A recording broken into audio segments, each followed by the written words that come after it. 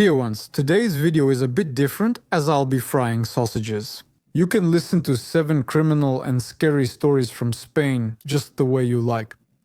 Timestamps are in the description under the video. You can listen to specific ones separately or all in a row, whatever is convenient for you. Well, let's get started. I'm turning it on now, so I'll be listening myself. In October 2011, people living near the city of Cordoba in southern Spain noticed the air filling with a strange smell. It smelled like smoke, something fried. In addition, there were hints of some kind of fuel or oil. But few people paid much attention to it. Maybe one of the neighbors was planning a barbecue or burning something unnecessary. People thought of anything, but basically nothing serious. Back then, they didn't even suspect that just a few meters away from them, one of the most horrifying scenes imaginable was unfolding. Basically. You see, right nearby was a father who was burning his own children on a bonfire.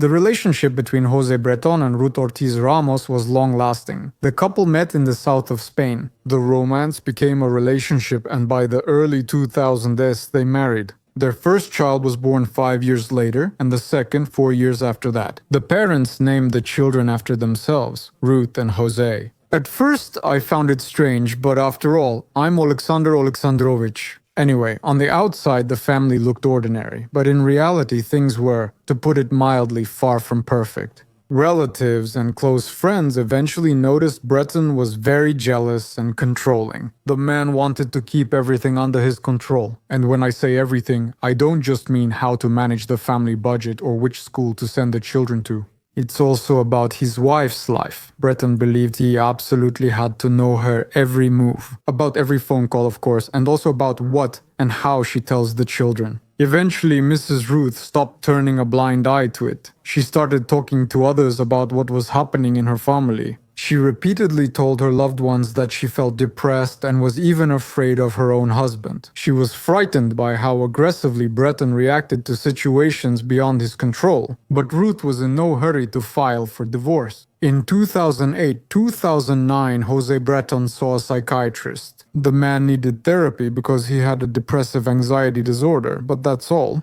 The specialist did not diagnose him with any other conditions. He saw the psychiatrist, but Ruth's life didn't improve. Once, she even compared her relationship with her husband to a kind of emotional prison. And with each passing year, José seemed more and more obsessed with control to her. He didn't accept the word no at all. He was always ready to take revenge and never admitted that he had made a mistake. 2011 was the last year for the couple, for Ruta José. In September, the woman told her husband that she wanted a divorce. After the breakup, Ruth planned to stay in Huelva. Jose, however, was meant to live in Cordoba, near his family's estate. In theory, the divorce was supposed to go smoothly without any dramatic scenes. However, Breton still couldn't control himself. The man took his wife's decision as a betrayal and a blow to his pride. People close to Ruth and José noticed. At that time, Breton often echoed Ruth. "You'll regret it. The children stay with me. Either I have them or no one does." It got to the point where José started convincing relatives that Ruth wanted to take the children away from him once and for all. Although at that time, it was only about reaching an agreement on custody. It was necessary to determine which parent 6-year-old Ruth and 2-year-old José would stay with, and also how often the children would be able to see the parent they would not be living with, and under what conditions. While the bureaucratic delays continued, both the adults and the children tried to live a normal life. So, on October 7, little Ruth and Jose went with their father to Cordoba. There, they spent time with his relatives. Breton took them to the family estate, and everything seemed fine. But the very next day, the man called the police. On October 8 at 6:41 post-meridiem, José Breton reported that he had lost his children in a park called City of Children. Law enforcement officers arrived at the scene. And what do you think they saw there? Of course, they saw a worried father who seemed confused and nervous, saying things that were quite typical for such a situation. Typical. He literally turned away for just a minute, then he turns back and bam, the kids are nowhere to be seen. The cops treated it as a typical case of missing minors, so within a few hours, a large-scale search began. Dog handlers searched the park and nearby areas, divers checked the water, uniformed officers questioned passers-by. They questioned about 300 people, but nothing came of it. So the next day, soldiers, firefighters, and volunteers joined the search. Mr. Breton kept in close contact with the police and spoke to journalists, but his statements were inconsistent. But at that time, it didn't raise any suspicions. Confusion in such situations seemed completely natural. But you see, later Jose Breton's story started to completely fall apart, and there were several reasons for that. The thing is, the surveillance cameras didn't capture any children in the park, and not a single witness saw this man with the kids. In addition, Brenton's phone calls that day showed he wasn't in the city center or in the park for a long time, but near his family property, Finca de la Camadzillas. About a few kilometers from Cordoba, the police began to doubt the whole story about the disappearance, but there was no evidence to suggest that something else had happened to the children. So, the case was classified as it had been for some time. A few days later, investigators searched Brenton's estate. Well, among the few unusual things, they recorded the remains of a large bonfire there. What surprised the investigators was that it was too large for household needs, and the remains had a strong smell of fuel. The cops also noticed what appeared to be metal fragments among the dirt and ashes, and charred bones. But Mr. Breton had an explanation. The day before the children vanished, he was burning trash and animal remains, which is common practice here. Of course, so the police suspected that something might be wrong here. The remains were immediately sent for examination. The scientific police lab in Madrid examined the bone fragments. The case was handled by forensic anthropologist Josefina Lamas. A few weeks later, in November 2011, the official report arrived. The bones are not of human origin. They are likely the remains of small mammals, rodents, and felines. The report ended law enforcement's doubts. They had no choice but to return to the abduction theory, which by that time had become the main one. Police kept searching for a possible kidnapper. They checked surveillance cameras, transportation, and even interviewed people who lived in the area and had diagnosed mental illnesses. Meanwhile, the behavior of the man, the father of the missing children, was becoming increasingly strange. He practically stopped showing any emotions at all and did not take part in the search for his own children. Months went by until Mrs. Ruth, the restless mother who never believed the abduction story, managed to get a second examination of the remains found at the extinguished bonfire. The woman was certain her children had been dead for years, and these remains would solve the case. She was sure they belonged to her daughter and son. Another anthropologist, Francisco Echeverria, conducted a second examination. He, unlike the previous expert, immediately determined that the bones were human and belonged to children under the age of 6. This discovery completely changed the case. In May 2012, Breton was arrested on suspicion of murder. From that moment, the disappearance of the children was no longer a mystery. An investigation into a brutal double murder began. It turned out that Jose Breton had been lying from the very beginning. In fact, he had carefully planned the attack on his own children. On September 29, over a week before calling police, Jose bought strong sedatives at the pharmacy prescribed by a psychiatrist. From October 5 to 7, he was, let's say, preparing firewood. He also bought dozens of liters of diesel then. He also considered what to say if the children disappeared, so no one would suspect his involvement. That's how the story about the children disappearing in the park was born. So how did it all happen? On October 7, the man picked up the children from Ta and went to Cordoba to visit his sister. After this visit, Jose went to the family estate and hid some fuel there. The next day, October 8, he saw his sister again. He spent the whole morning with her and the children. He told the family he had plans to go out with friends, so he had to take the kids to visit some old friends. But in reality, Kosi went with the children to the family plot of land. On the way there or after arriving, the investigation never agreed on this. Kosi gave both children medication he had bought the day before to make them sleep. The exact dosage is unknown. At around 1:48 post-meridium, he tried to call his wife but couldn't get through.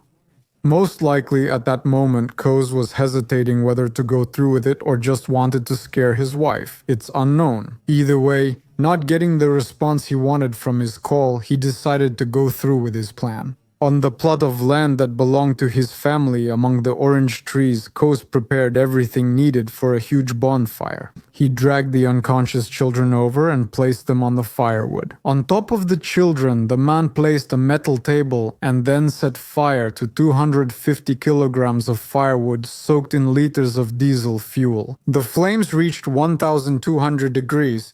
In other words, as experts later determined, it's almost like in a crematorium. Kose stayed at the crime scene until the very end. He kept the fire going so it wouldn't go out. Almost until 5:30 p.m. During this time, there was practically nothing left of the two children. Court medical experts could not determine if Ruti and Kose Jr. were alive. It means at the moment when they were engulfed by the flames. The fatal dose given by their father, the murderer, likely killed them. After completing his plan, Breton went to the City of Children Park. He parked the car 300 meters away from it, sent messages to his relatives and wife pretending that he was walking with the children, and 20 minutes later called to report Ruth and Jose missing to the police. You already know what happened next.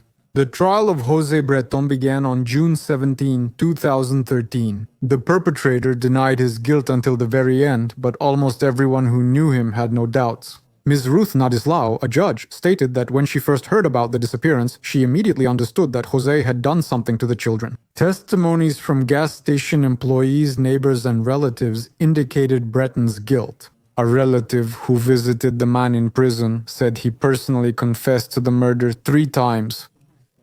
The exam showed Breton had no mental disorders.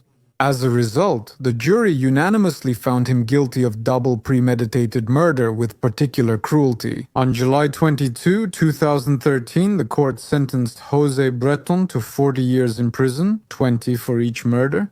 The defense, of course, tried to appeal the verdict, citing possible violations in the handling of evidence. But the High Court of Andalusia in November 2013 upheld the prison sentence. The Supreme Court of Spain also rejected the appeal in July 2014, by the way, about the handling of evidence. How did Cos Breton deceive investigators for so long? Specifically, the initial examination of the fire remains showed they were not human. When the next examination confirmed the bones were children's and a third independent analysis agreed, many questions arose for the specialist who did the first analysis. Journalists and lawyers debated whether Ms. Lamas could have deliberately altered the evidence and, most importantly, why, whether her husband could have bribed her in some way. One way or another, no facts were found that would indicate deliberate falsification on her part. The most likely version is a simple mistake, made worse by working conditions, lack of time, and insufficient experience in the field of child anthropology. After all, the woman had experience in forensics, but she was not a specialized forensic anthropologist with deep knowledge of child osteology, as her colleagues later confirmed. After the case closed, the woman was removed from her position. The scandal over her mistakes sparked reforms in forensic anthropology in Spain. After the Breton case, a national group of forensic anthropologists was established, methods for identifying charred remains were standardized, and mandatory double examinations were introduced in cases of questionable bone origin.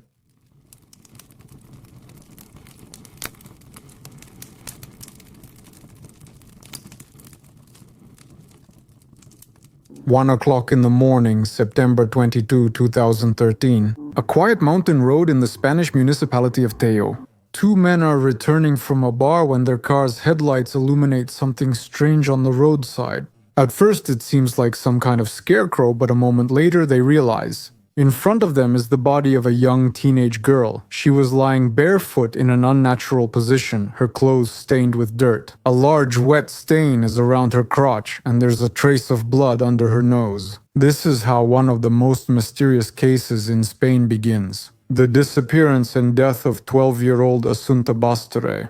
Asunta was born in the Chinese province of Hunan in 2000. As an infant, she was adopted by a wealthy Spanish couple, Rosario Puerto and Alfonso Basterra. At that time, the couple lived in Santiago de Compostela, Galicia. Alfonso worked as a freelance journalist, and Rosario was a lawyer. She came from a well-known Galician family. Her parents were wealthy and influential people. so Rosario and Alfonso could provide their child with everything necessary for a full, happy, and carefree childhood. Asunta grew up and brought joy to her parents. The girl was truly a very gifted child. She attended a private school, quickly learned several foreign languages, and played both violin and piano. And she took private ballet lessons. Rosario and Alfonso closely tracked their daughter's achievements and stayed involved in her life. At first glance, it seemed that this was not just an exemplary family, but simply a perfect one. But in reality, their life was far from perfect. In 2009, Rosario was admitted to a psychiatric hospital. The reason was suicidal thoughts, apathy, and guilt. Although the woman spent only 2 days in the medical facility, she managed to tell the doctors that her mind was boiling. She feels strong competition with her mother, and she often feels irritated because of Asunta, that is, her daughter. After that episode, Rosario returned to her normal life, and her mental state seemed to improve. From time to time, she experienced periods of severe anxiety or depression, but they were mostly under control. But in 2011, the woman's mother suddenly passed away, and 7 months later, her father also left the woman. The death of her loved ones severely affected Rosario's mental health. During this difficult period for her, the woman started an affair, and in 2013, Alfonso found out about it. Soon after, the couple divorced as expected. But for the sake of their daughter, they managed to maintain more or less friendly relations. In other words, their relationship is one thing, and their relationship with their daughter is a separate story. Alfonso settled not far from Rosario's house and could freely and at any time see his daughter, that is, Asunta. In June of the same year, Rosario was again admitted to the neurology department of the hospital. Besides psychological issues, she had lupus too. When hospitalization was needed, Alfonso came to the hospital and made an agreement with his ex-wife. He promised to take care of her and, of course, their daughter in exchange for Rosario leaving her lover. And you see, the woman agreed. On July 1st, Rosario left the hospital, and just a few days later, a rather strange incident occurred. On the night of July 4th to 5th, Rosario woke up between 2:30 and 4:30 in the morning because of a noise. It was coming from his daughter's room. The woman ran to Asuntoya's room and saw a strong-built unknown man wearing latex gloves trying to strangle the girl. Rosario grabbed him and forcefully pushed him away from her daughter. After that, the attacker fled. But despite such horrifying events, Rosario did not inform the police about the crime and simply continued living as if nothing had happened. In turn, Asunto told some friends that someone had recently tried to kill her, but she didn't go into details. Soon, the mother of a girl Asunto had informed about the attack learned of the incident. The woman contacted Rosario and asked her to go to the police. But even after that, Asunto's mother refused to file a report with the police. A few days later, on July 9th, Asunto's father brought her to a music lesson. During the lesson, the teacher noticed that the girl looked very sleepy. In addition, the child complained of dizziness. When Alfonso came to pick up his daughter, he explained her condition by saying that the girl suffers from allergies and her poor health was caused by the side effects of the medication she is taking. A similar incident with Asunta happened a few weeks later at school. That day, the girl had trouble walking and she kept falling asleep, literally on her feet. When the school principal started asking the student about her condition, the girl said that in the morning her mother had given her a white powder with an unpleasant taste. After taking it, Asunti felt sleepy and she lay in bed for several hours. Despite these strange incidents, no one rushed to raise the alarm. And as often happens in such stories, most of the disturbing details only started to be actively discussed after the inevitable had already happened. On the evening of Saturday, September 21, 2013, Asunta's parents went to the main police station in Santiago and reported their daughter's disappearance. They said that during the day, the girl had visited her father and then returned to her mother's house. Around 7 p.m., Rosaria left Asunta to do her homework. She went by herself to the country house, which was a 20-minute drive from home. When the woman came back at 9:30 p.m., the girl was already gone. At first, Rosario called Alfonso, but he said he didn't know where their daughter was. Then together, they started calling Asunta's friends, but they also didn't know where she had gone.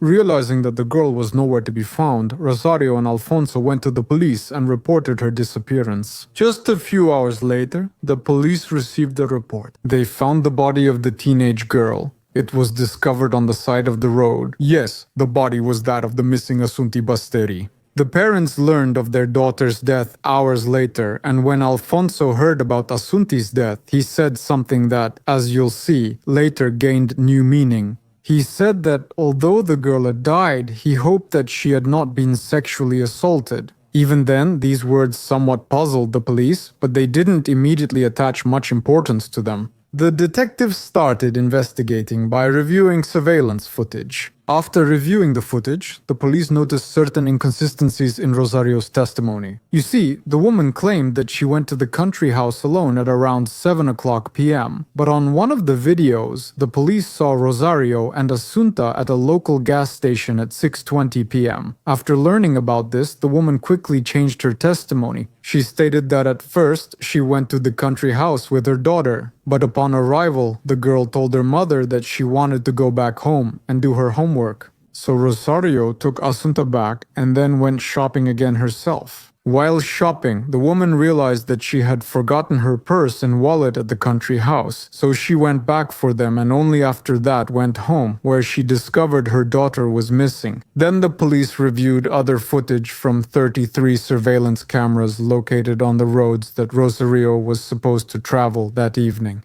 But neither the woman nor her car appeared in any of the videos. Because of this, Asunta's adoptive mother almost immediately became the main suspect in her daughter's murder.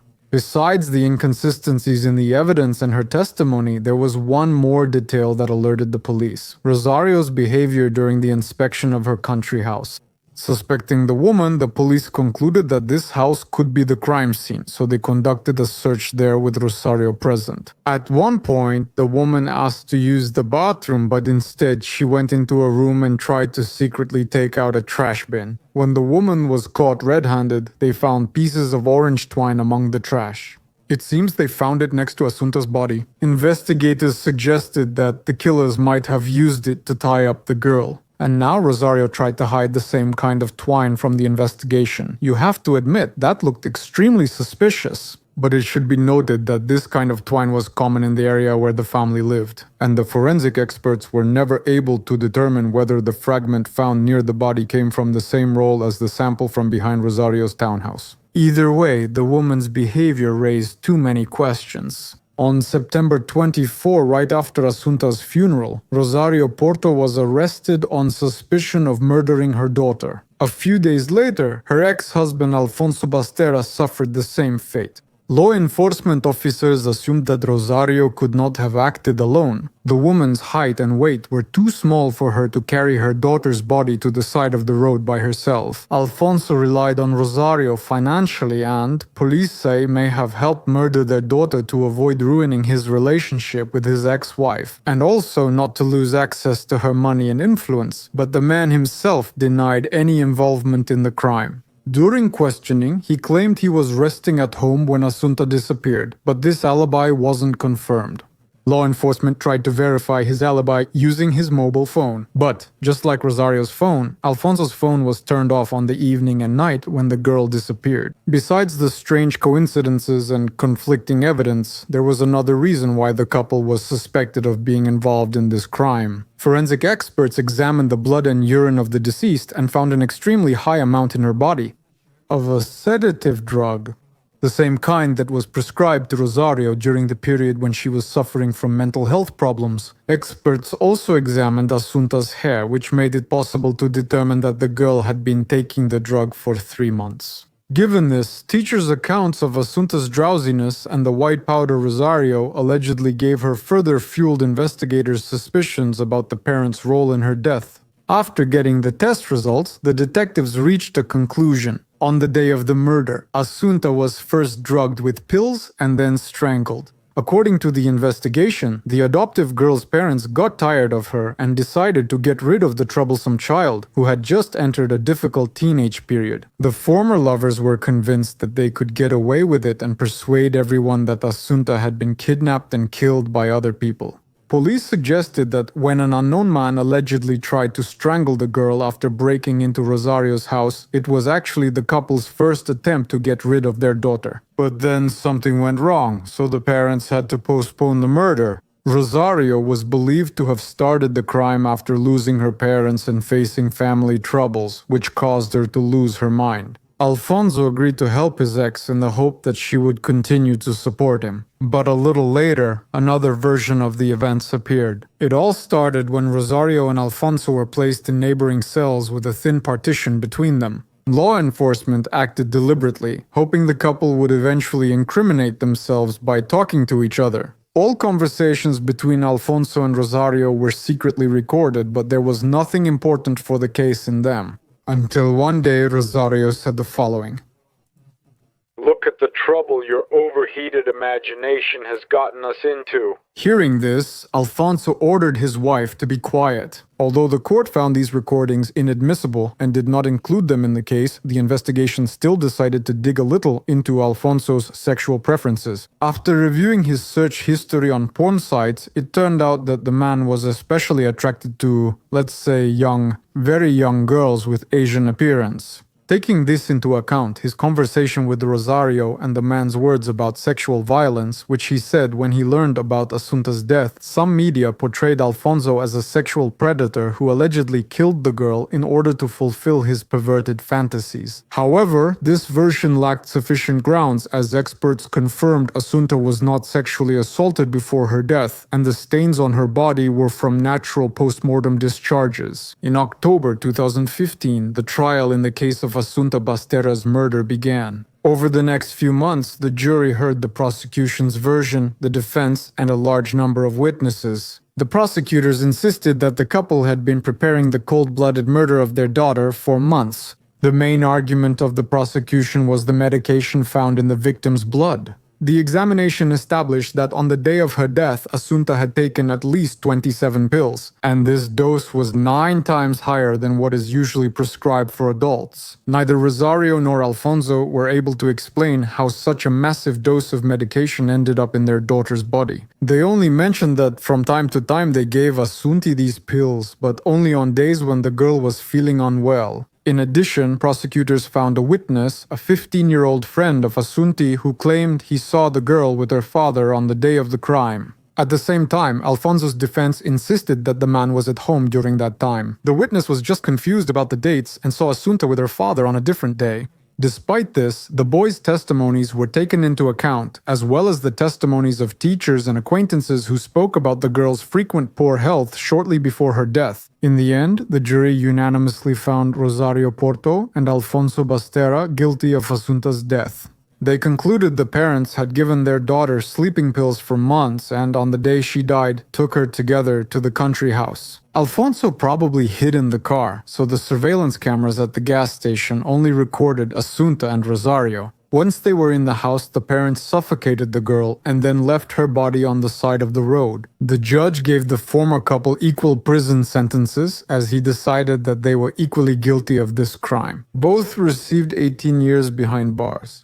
But you see, the investigation was never able to determine the final motive for the murder. This led to a lot of different speculations. One of them was that the couple actually never wanted to have children. They adopted a child due to pressure from Rosario's wealthy parents. The woman was accustomed to luxury from childhood and always got what she wanted. She bought the priciest things and tossed them when bored. For the couple, their daughter became just another thing they used and then got rid of. But that's just one of all the possible versions. After the verdict, Rosario and Alfonso filed multiple appeals, all of which were rejected. The former lovers went to prison and completely cut off any communication with each other. While in prison, Rosario attempted to take her own life twice, but without success. The third attempt, which took place on November 20th, 2020, turned out to be successful. The woman was found hanged in her cell. As for Alfonso Basterra, he is still serving his sentence in Teixeira prison. Behind bars, the man wrote a novel called Cito. It was published in 2025. Alfonso, who still insists on his innocence, dedicated it to his daughter Asunti.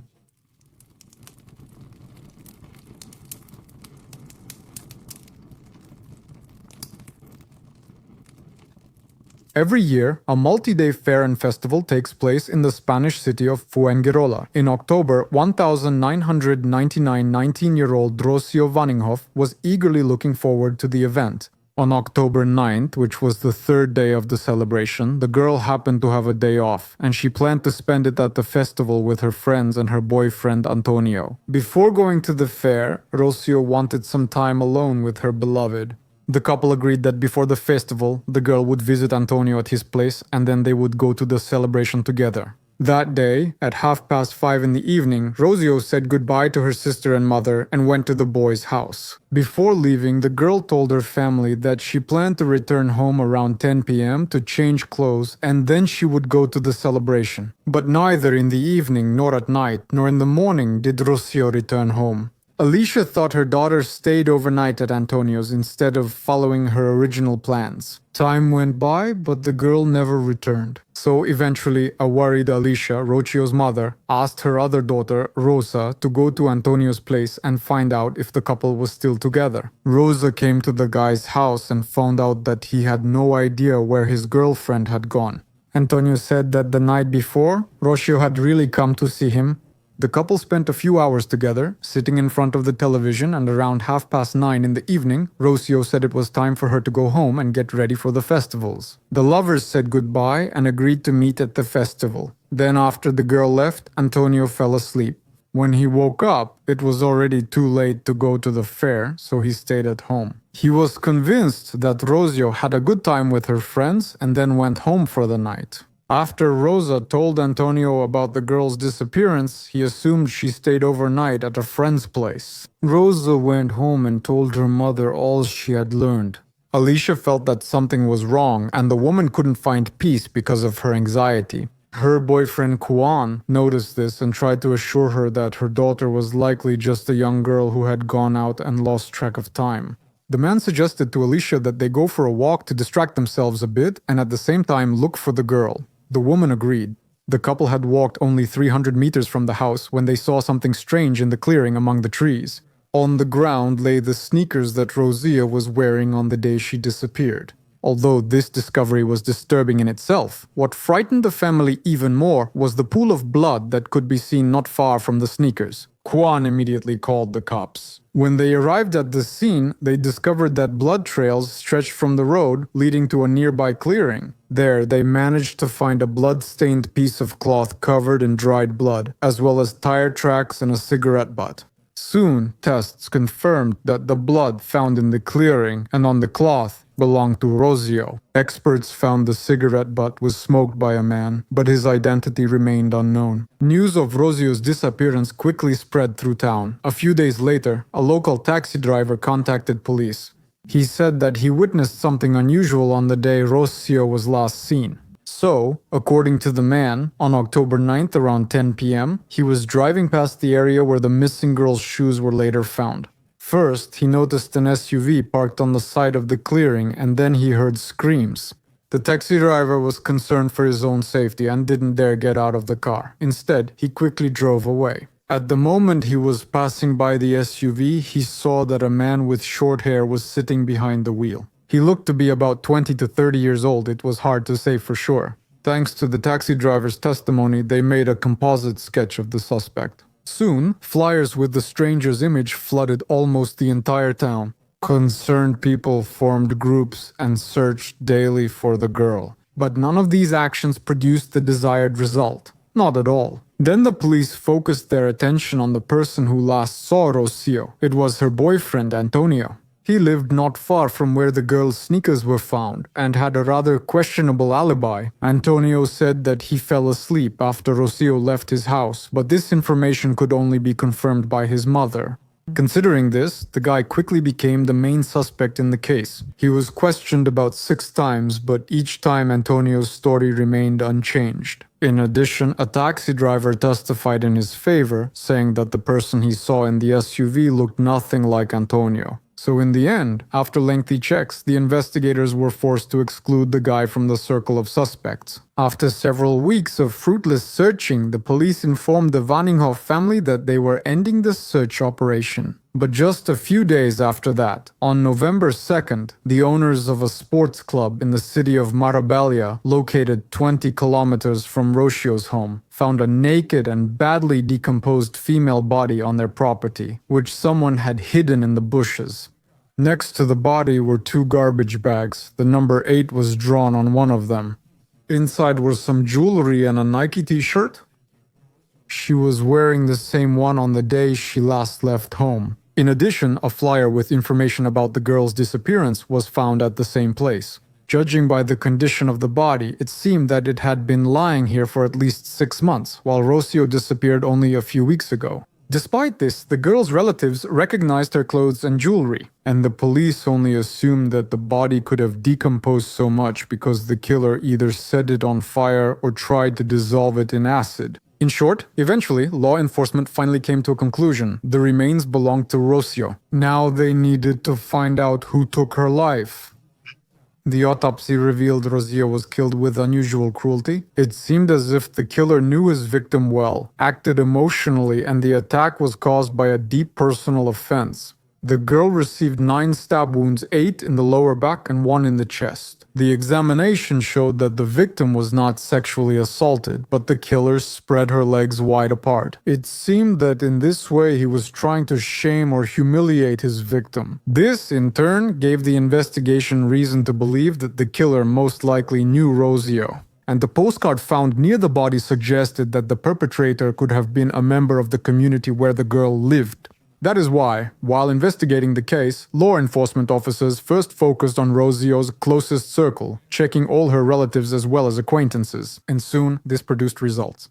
On March 2nd, 2,000 law enforcement officers informed Alicia that they seemed to have found the person who took her daughter's life. When the woman heard the suspect's name, she couldn't believe her own ears.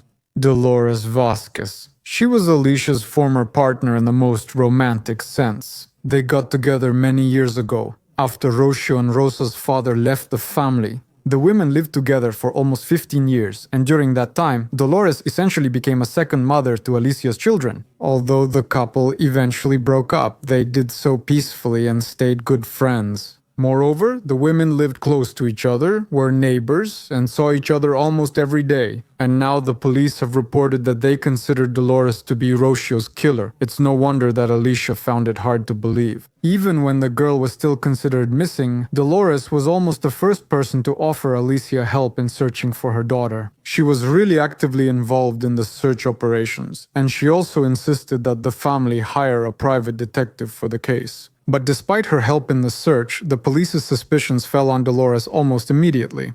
This happened in the first week after Rocio disappeared. At that time, the police noticed a strange car that often circled near the clearing where the girl's blood and shoes were found. One day, 2 men got out of the car and asked the investigators how the investigation was going. Such interest in the investigation raised some suspicions, so the officers wrote down the car's license plate number just in case. During the check, it turned out that the car was registered to Dolores Vasquez.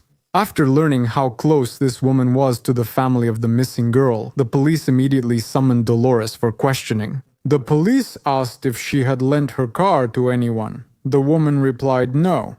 Then the investigators asked for permission to inspect the car. Dolores agreed. They managed to find a cap inside the car. One of the men interested in the police investigation's progress was wearing this exact headwear. The law enforcement officers concluded that either Dolores was lying or hiding something, so they started digging further. When all of Rocio was found, another disturbing detail emerged. Dolores worked at a hotel located near the sports club where the girl's remains were found.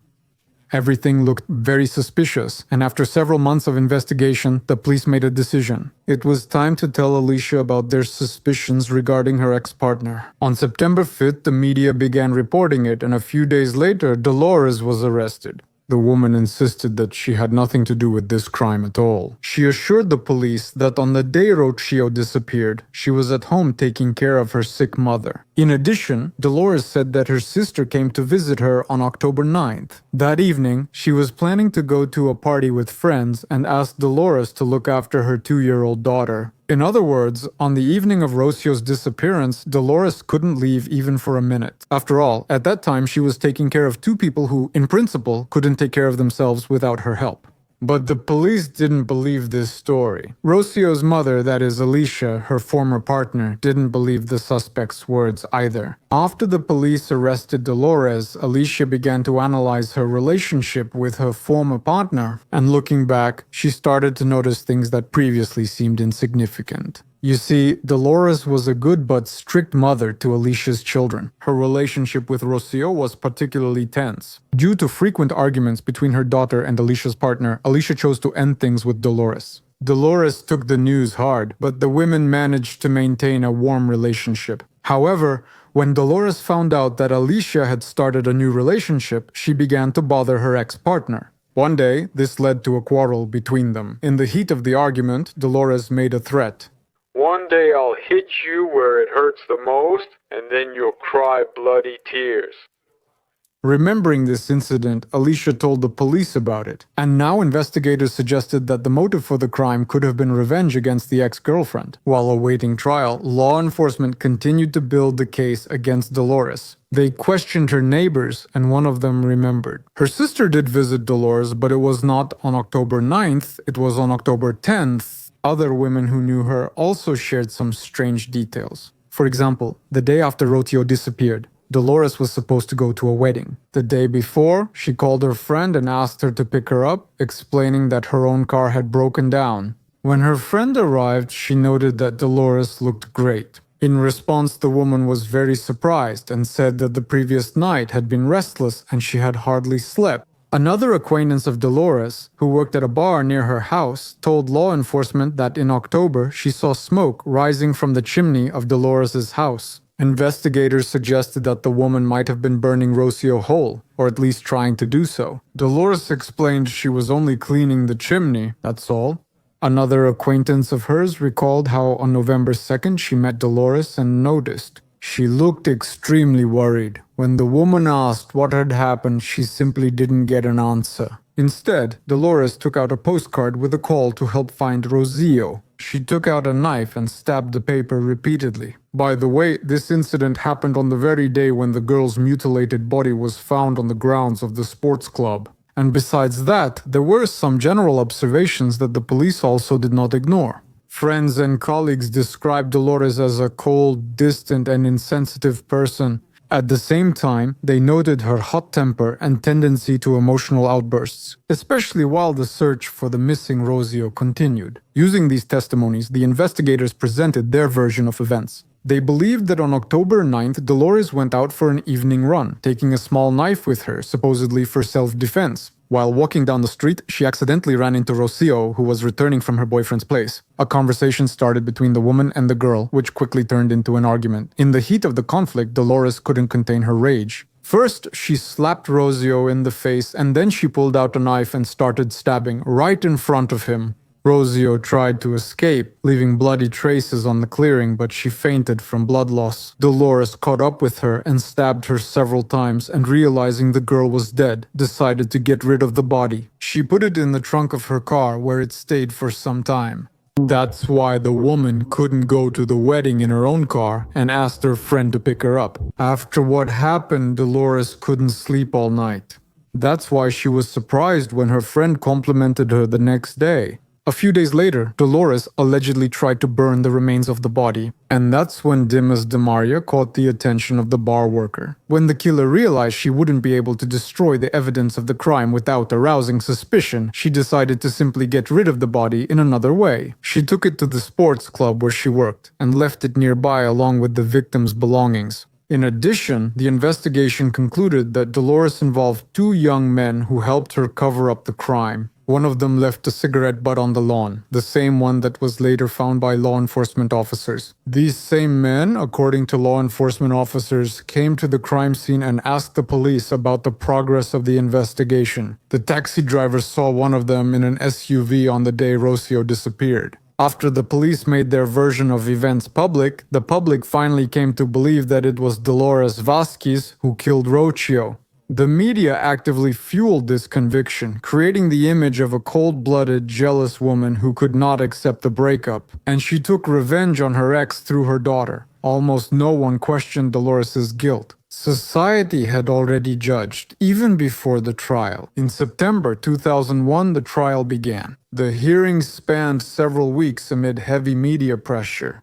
Despite the lack of evidence, meaning there were no witnesses or biological traces that would point to Dolores in any way, the prosecution insisted that all the circumstances pointed directly to her. The prosecutor didn't use evidence. Instead, he attacked Dolores's character and her relationship with Alicia. He painted a picture of a jealous, obsessed woman who couldn't accept the breakup and committed a terrible act because she's a lesbian. He openly played on the jury's prejudices about sexual orientation, and it worked. A lesbian in the 90s in Spain, it was tough. It only took the jury 30 hours to reach a verdict. The sentence was harsh. Dolores Vázquez was convicted of murdering Rocío Vaninkoff and sentenced to 15 years in prison. When the judge announced the decision, Dolores stayed calm. She neither cried nor screamed, just quietly spoke. The killer was still out there, and you see, Dolores Vázquez was right, but no one believed her at the time. Rocío's killer struck again in 2003. On August 13 in Coín, Spain, 17-year-old Sonia Carabantes vanished. The day before, she had been at the local fair with her friends. Around 5 in the morning, she was returning home from the celebration with her friend. The girl said goodbye 200 meters from Sonia's house. She never made it home. The next morning, the girl's mother saw a pool of blood on the sidewalk near the front door. The woman approached it and nearby noticed her daughter's clothes and personal belongings, which were splattered with blood. And a little further away, there was a piece of a headlight, strands of hair the same color as Sonia's, and a cigarette butt. Local residents quickly volunteered to search for the girl. The community combed the area very thoroughly. On August 15, one of the volunteer groups came across the jeans that Sonia was wearing on the night she disappeared.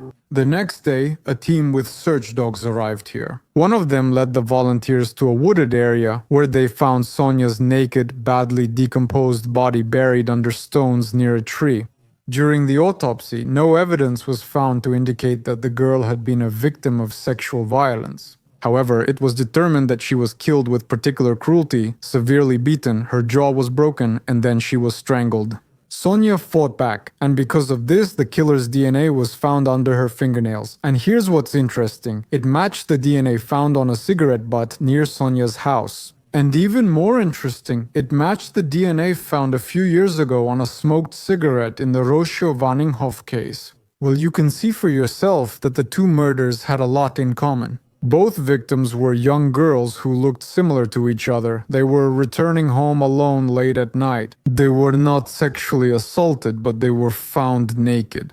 Everything indicated that the killer of Sonia and Rocío was the same person. And it definitely wasn't Dolores Vázquez, because first of all, the DNA on the cigarette belonged to a man, and secondly, Dolores was under close police surveillance at that time. The woman was already behind bars, even though at that time the case against her was gradually falling apart. Vázquez was at home, waiting for another trial. The woman's lawyer demanded a new law enforcement investigation. The defense attorney said there was no physical evidence against his client and that the case built against Dolores had a huge number of gaps. That's exactly how it was. First, Dolores' sister denied the neighbor's testimony and insisted. She left her daughter with Vázquez on October 9th, the evening Rocío disappeared. In addition, it turned out that the tire tracks found at the place where the girl disappeared did not match the model of the car that Dolores was driving. These inconsistencies forced the court to review the case. On February 8, 2002, Dolores was freed from prison.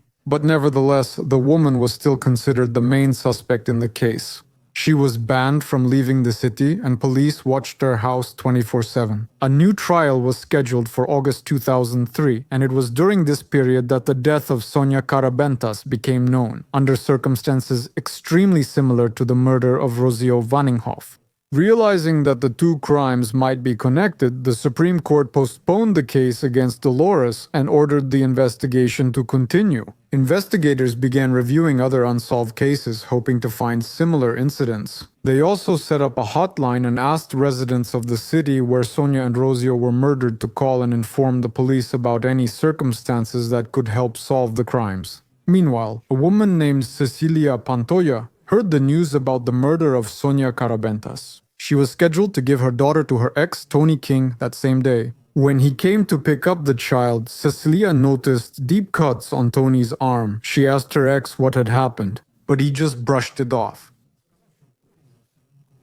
Pantota was speeding. Well, the woman didn't believe his story. She knew very well that King had a criminal past. Once he committed a series of robberies, but those crimes were not violent. Despite this, Cecilia always felt that Tony was dangerous. The woman recalled that on October 9th, 99, the day Rocio disappeared, King came home after midnight. He acted strangely, running to the bathroom and locking himself in. When he returned, Cecilia saw injuries all over his body. Later, she went into the bathroom and saw a pile of bloody clothes. Tony ignored her questions about what happened to him, and the woman didn't press for answers. Later, when she learned about Rocio's murder, Cecilia became worried, but she tried to push away her troubling thoughts. After all, he is the father of her daughter. But now, after learning about Sonia's death and seeing injuries on her ex-husband's hands, she finally decided to contact law enforcement and ask them to check on the man. Well, the police arrived to search Tony's residence. In his garage, they found a car with a broken headlight. It was the same type found near Sonia's house, leading to the man's detention on September 18, 2003. He was told he was a suspect in Sonia's murder and had his DNA taken. When 38-year-old King learned law enforcement would soon have the test results, he chose to share his side of the story. According to him, on August 13, he was at a local bar in the city of Coin and left it around midnight. Drunk, the man went to his girlfriend's house but couldn't sleep. So later he got up and went outside to buy some cigarettes. After that, his memories became blurry. Because of the large amount of alcohol he drank at the bar, he couldn't remember all the events of that night. All he could remember was a car accident in which the drunk King hit a teenage girl, and that girl was Sonia. The frightened man didn't know what to do, so he put her body in the trunk and drove away. He stopped 10 kilometers from the accident site and decided to bury the girl there, thinking she was dead. But before doing that, King thought he should rob Sonia. When he started searching her, she regained consciousness. King got scared and strangled her. After that, he dragged the body as far as possible into the forest and hid it, then left the crime scene.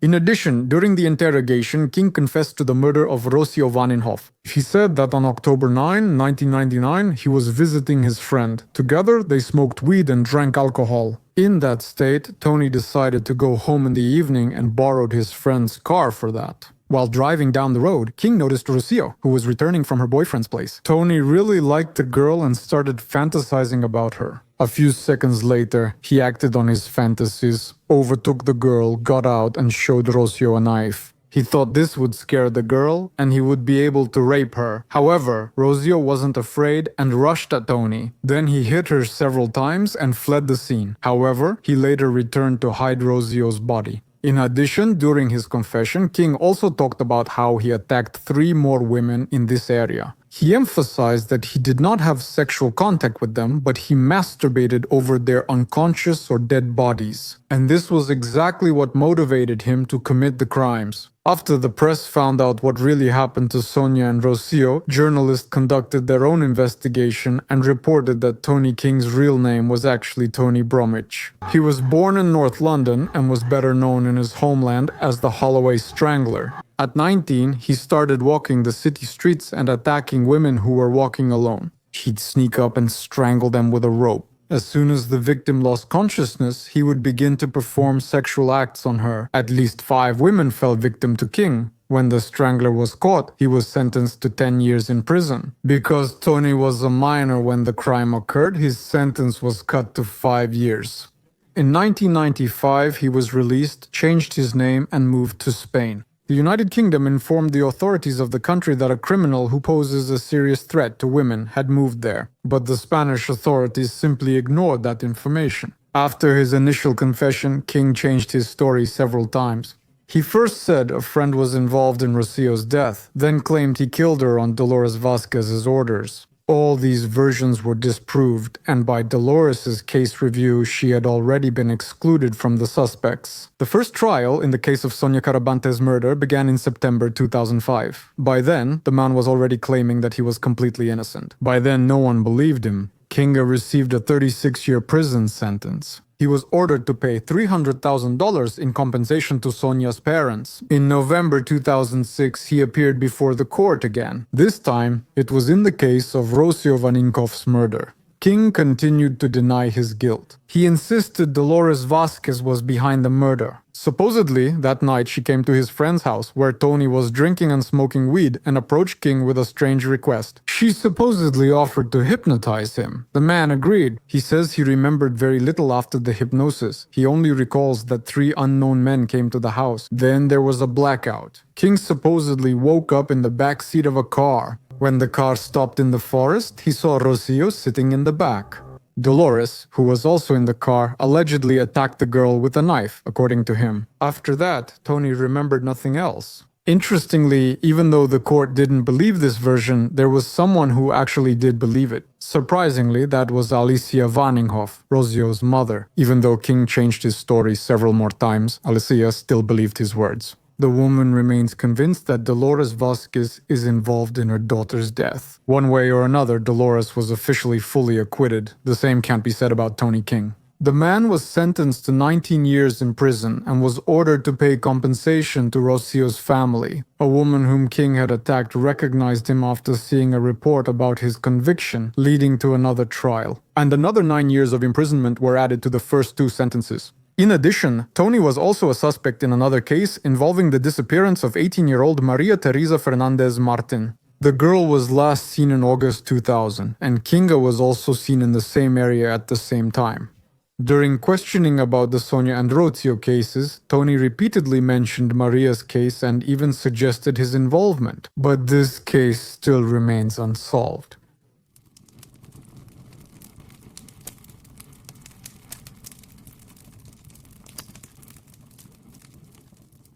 Between January and March of 2003, 6 people were found dead in Madrid and its surroundings.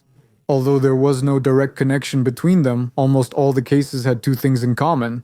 The victims were shot at point-blank range. The killer left a card from a Spanish deck of playing cards near some bodies. Because of this, the press dubbed the criminal the card killer, while Spain held its breath waiting for the next victim. On January 24th, Carmen Elena Cardenas, returning from work, noticed that the front door of her house was open. The woman went inside and saw her husband, Juan Francisco Ledesmo. He was lying on the floor in a pool of his own blood. Nearby, on a high chair, sat and cried the couple's little son, Alberto. The woman immediately called the police and an ambulance, but the doctors couldn't save the man. By the time they arrived, he had already been dead for about 4 hours. And during all that time, his little son was alone next to his father's body. He was able to explain to his mother in a childlike way that he was drinking milk when a scary, angry man entered the house, and then Daddy fell down and didn't get up again. Doctors found severe internal bleeding during the first body exam, so at first they assumed that the man's death could have resulted from the fall. But soon after, a shell casing was found at the crime scene and the victim was found to have a bullet hole.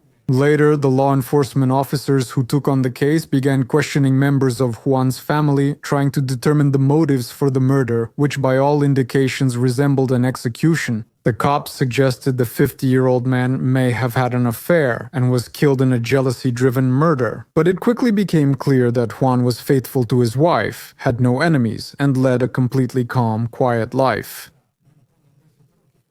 He worked as a janitor and doorman in the building where he lived and, in fact, where he was killed. According to his relatives, Juan was very cautious, concerned about safety, and would hardly have agreed to let a stranger into the apartment, especially since his little son was there. A few days after the crime, law enforcement determined that the bullet used to shoot Juan had a very rare caliber for Spain, 7.62 millimeters. It was common in what was then Yugoslavia, however, this fact did not help shed any light on the case. The motives for the crime were hard to understand, making it seem the murder would become another mystery. However, just 12 days later, the killer of Cuyana made himself known by taking several more lives. And that's when law enforcement realized they were dealing with a serial killer.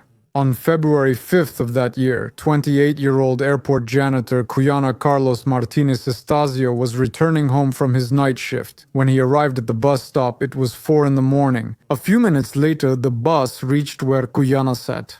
It appeared the man had just fallen asleep while waiting. At least, that's what the driver thought at first. The man opened the door and called out to Cuyana, but there was no response. The driver pitied the man in work clothes, realizing he wasn't drunk, but likely fainted from exhaustion. After all, let me remind you, it was 4 in the morning, so the driver decided to wake up Cuyana and take him home. He patted him on the shoulder and at that moment realized he wasn't sleeping. Cuyana was dead and blood was running down his head.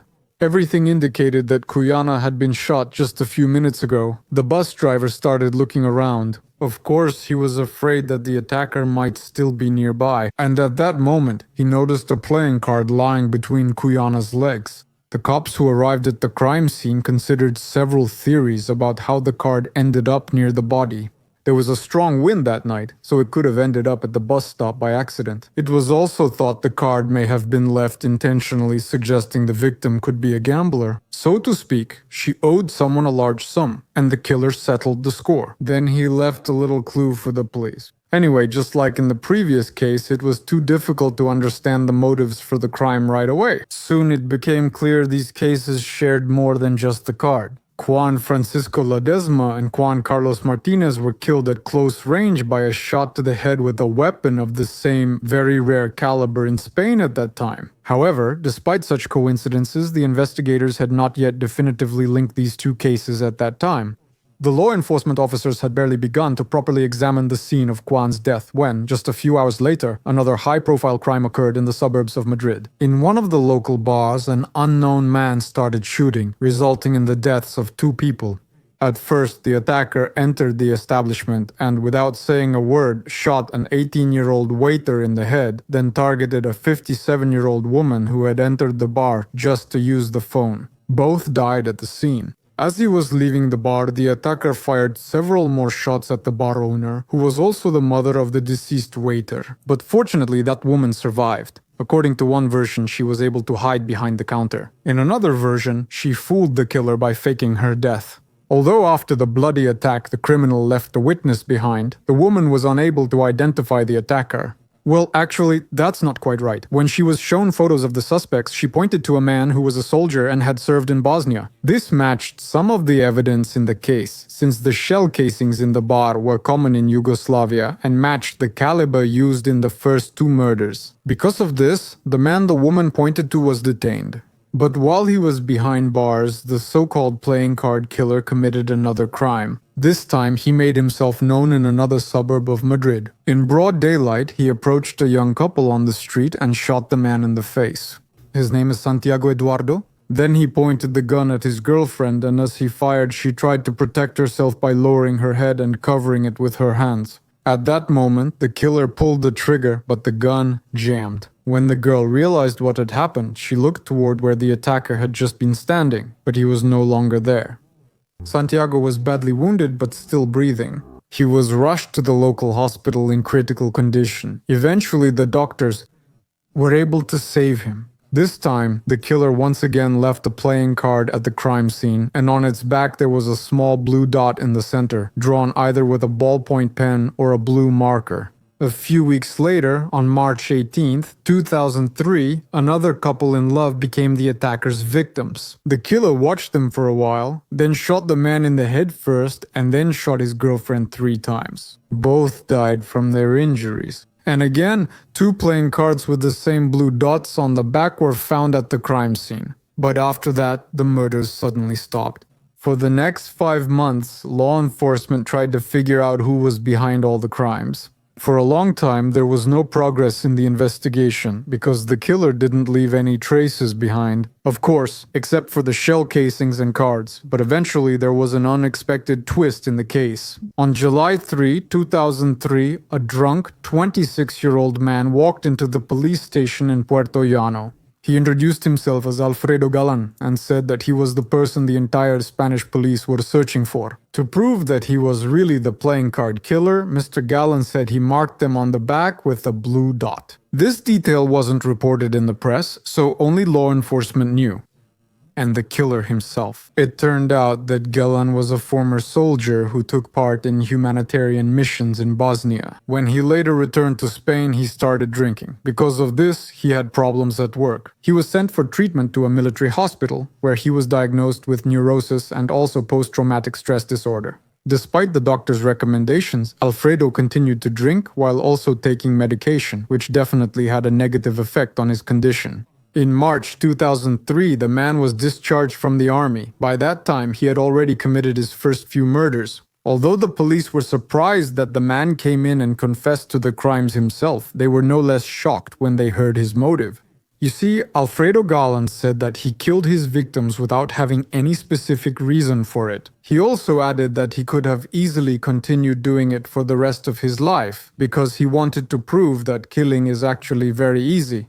In his further confessions, Galan revealed more details about his own crimes. In particular, he confessed that he forced people to kneel before death, wore sunglasses as a disguise, and chose his victims at random. The only condition for the murder was the absence of a large number of witnesses. The weapon that Galan used during the crimes was acquired back when he served in Bosnia. It was a Tokarev semi-automatic pistol. The man sent it to Spain by mail, hiding it inside a television. Alfredo brought the bullets for it in his backpack when he was returning to his homeland. As for the playing cards that the killer left at the crime scene, he said he accidentally threw the first card there. But when he saw the significance the media gave it, he decided to make it, let's say, his calling card. When the man was asked why he finally decided to confess, Alfredo said that he was simply tired of how ineffective the police were in searching for him. But a few months after the confession, Mr. Galan withdrew his testimony and told a new version of the events.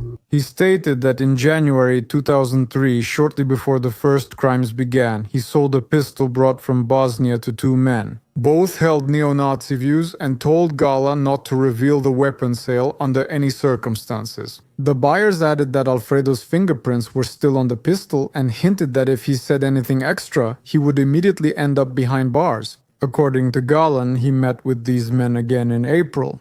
This time, they told him the details of the crimes committed by the playing card killer. In particular about the dots on the back of the cards, and then they put a gun to Alfredo's eye and ordered him to go to the police.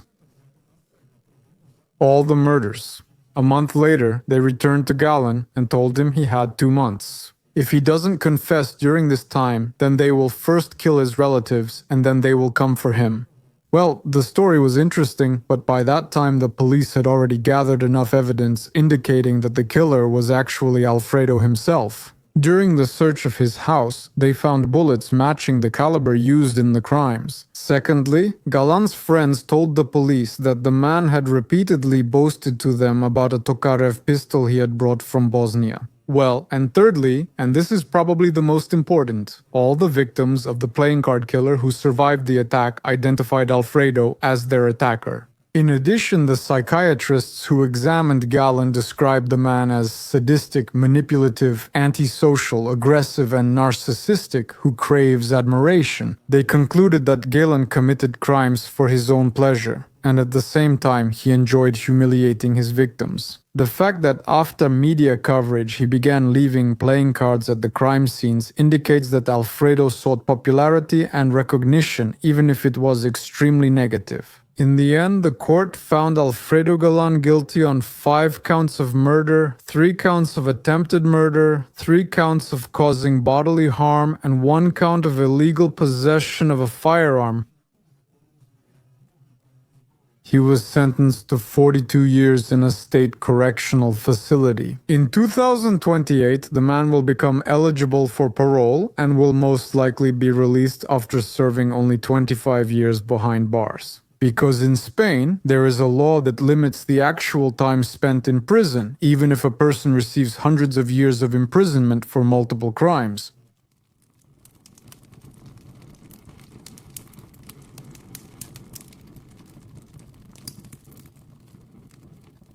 On the morning of January 27, 1993, two beekeepers were simply checking their hives. This was in a rural area in the Spanish town of La Romana. So, while walking around the area where several abandoned buildings stood, one of the men noticed a shiny object buried in the ground. He called his friend, and together they started digging up the find. It turned out to be a wristwatch, which was shining on the arm of a dead girl. Next to her mutilated body, two more corpses were buried. A few months before these events, on November 13, 1992, three teenage girls from the city of Alcàsser were planning to visit the Color nightclub. It was in the nearby town of Picassent. They were 15-year-old Antonia Gomez Rodriguez, whom her friends simply called Tony, and her two girlfriends. 14-year-old Maria Deseade Hernandez Folch, known as Desiree, and Miriam Garcia Iborra. That morning, they were doing their usual things, and in the evening, they went to visit another friend named Esther Diaz Martinez. At that time, Esther had the flu, so she couldn't go to the party with the girls, and they just came to visit her before the party. Around 8 in the evening, they said goodbye and headed to the nightclub. Despite the fact that many witnesses saw the girls on their way to the venue, neither Tony nor Dazir nor Miriam ever made it to Kulor. They didn't return home either, and the day of the party was the last day they were seen alive. The girls' parents started searching for them the day after they vanished. On the evening of November 14, they all went to the law enforcement officers in the town of Picassenti. Ironically, the police station was located just a block away from where the friends were last seen. Despite the fact that the relatives filed a missing person report almost immediately, active searches only began a few days later. When law enforcement began investigating, they first questioned those who saw the friends the evening they disappeared. A guy named Francisco Cose Hervas, who knew the girls, said that on the evening of their disappearance, he saw the friends after they left Esther's house. At that moment, they were hitchhiking, and Francisco was passing by with his girlfriend. He stopped and asked them where they were going. They said they were trying to get to a party in a neighboring town. Francisco offered to give them a ride, but halfway there his car broke down, so he dropped the girls off a few blocks from the Culo Club, and then he went to the auto repair shop. Another witness said that after that he saw the friends on the main road of the city. That road led directly to the place where the party was supposed to take place. The most crucial testimony police received came from Maria Dolores Badal Soria, who said she saw three girls near her Picassent home getting into a small white sedan on November 13. According to Mrs. Maria, at that moment there were already 3 or maybe 4 men in the car. Unfortunately, the woman couldn't remember either the make or the model of the car. What was strange was that Maria's house was located in close proximity to the nightclub. Therefore, there was no reason for her to get into a car with strangers just to get to the party. She could have just walked. Either way, the search for the girls continued over the next few months. The scale of the search was enormous. The Minister of Internal Affairs of Spain got involved in the case. A separate Special Forces group was created specifically to handle the investigation. The disappearance was widely reported by all local media, and news of the teenagers reached the president. He promised to involve even more resources in the search, and soon even Interpol joined the investigation, searching for the friends in neighboring European and African countries. The father of one of the girls, Miriam, Mr. Fernando Garcia, even quit his job and devoted all his time to searching for his daughter. He literally traveled around the world, trying to spread information about the girl's case. And it was during one of these trips that beekeepers came across 3 female bodies in the village of La Romana. It is located about 30 minutes away from the place where the girls were last seen. Well, the law enforcement officers arrived at the scene of the discovery just a few hours later. It was determined the bodies were those of missing Tony, Desiree, and Miriam. Their bodies were wrapped in a large carpet-like material. 2 of the 3 teenagers had their heads cut off by the killers and their hands were tied with rope. In the pit next to the bodies, several items were found, including clothes, ropes, and some pieces of paper. The majority of the items turned out to be ordinary trash. However, one of the findings did help law enforcement get on the trail of the suspect. These were pieces of a torn sheet of paper. Putting them together, law enforcement realized it was a referral to Leif University Hospital. It belonged to a man named Enrique Engles. He lived in Valencia. Soon, investigators arrived at Engel's house with a search warrant, but it wasn't Enrique who caught their attention. It was his brother Antonio. He had quite a significant criminal past. Between 1985 and 1991, of course, in the last century, the man was imprisoned 5 times, mostly for petty theft or drug dealing. But you see, Antonio's last crime was quite gruesome. He took a woman he knew hostage, claiming she had stolen drugs from him. Antonio kidnapped her and brought her to the house where his brothers and parents lived. For the next 25 hours, he beat and tortured the victim, and only the intervention of one of his brothers, who reported the incident to the police, saved the woman's life. Antonio was sentenced to 6 years in prison, but after just a year, he took advantage of the so-called right to temporary leave, which allowed him to be released. According to Spanish law at that time, criminals could leave the prison walls for a certain period. Antonio was allowed to rest at home for 6 days, and then he was supposed to continue serving his sentence. But he never returned to prison.